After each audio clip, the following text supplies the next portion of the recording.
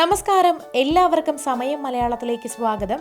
Dining ടേബിളിൽ fruits ഒക്കെ വെക്കാൻ പാകത്തിനുള്ള ഒരു ബാസ്ക്കറ്റ് തയ്യാറാക്കിയാലോ? ന്യൂസ് പേപ്പർ ഉപയോഗിച്ചാണ് ബാസ്ക്കറ്റ് തയ്യാറാക്കാൻ പോകുന്നത്. അതിനായിട്ട് ന്യൂസ് പേപ്പർ, പെയിന്റ്, പശ, പ്ലേറ്റ് എന്നിവ മാത്രമാണ് നമുക്ക് വേണ്ടത്. ഇനി ഇതെങ്ങനെയാണ് തയ്യാറാക്കുക എന്ന് നോക്കാം. അതിനായി ഒരു ന്യൂസ് പേപ്പർ എടുക്കുക, അത് പകുതിയായി മുറിച്ചെടുക്കാം. ഇനി ഇത് റോള് ചെയ്തെടുക്കണം.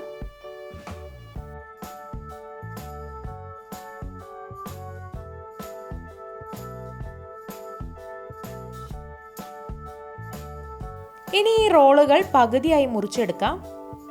ഇവിടെ പകുതിയായി മുറിച്ചെടുത്തിട്ടുണ്ട്. എന്നിട്ടിത് ഇതുപോലെ റൗണ്ടാക്കി മടക്കാം.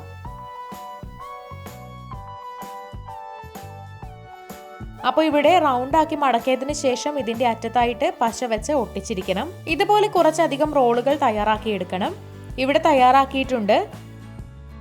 ഇനി ഈ പേപ്പർ റിങ്ങുകൾ ഒരു പ്ലാസ്റ്റിക് പാത്രം എടുത്തതിന് ശേഷം അതിനു മുകളിലായിട്ട് ഒട്ടിച്ചു വെക്കാം.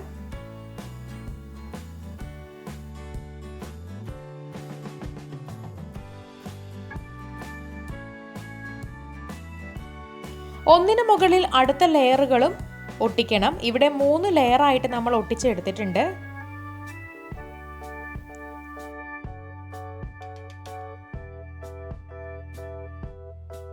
അടുത്തതായിട്ട് ഒരു വലിയ ന്യൂസ് പേപ്പർ റോൾ എടുക്കുക.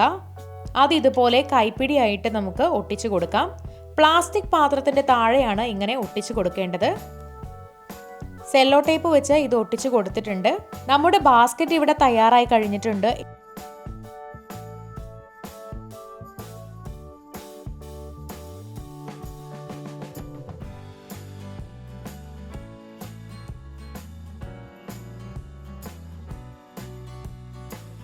ഇതിന് നിങ്ങൾക്ക് ഇഷ്ടമുള്ള കളറിൽ പെയിന്റ് ചെയ്യാം. ഇവിടെ ചുവന്ന കളറിൽ പെയിന്റ് ചെയ്ത് മനോഹരമായി വെച്ചിട്ടുണ്ട്.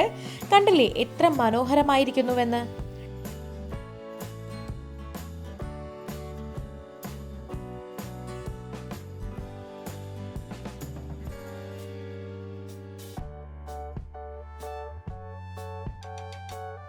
ഡൈനിങ് ടേബിളിൽ ഇതുപോലെ പഴങ്ങളൊക്കെ ഇട്ട് സൂക്ഷിക്കാൻ ഇത് വളരെ മികച്ച ഒരു മാർഗമാണ്.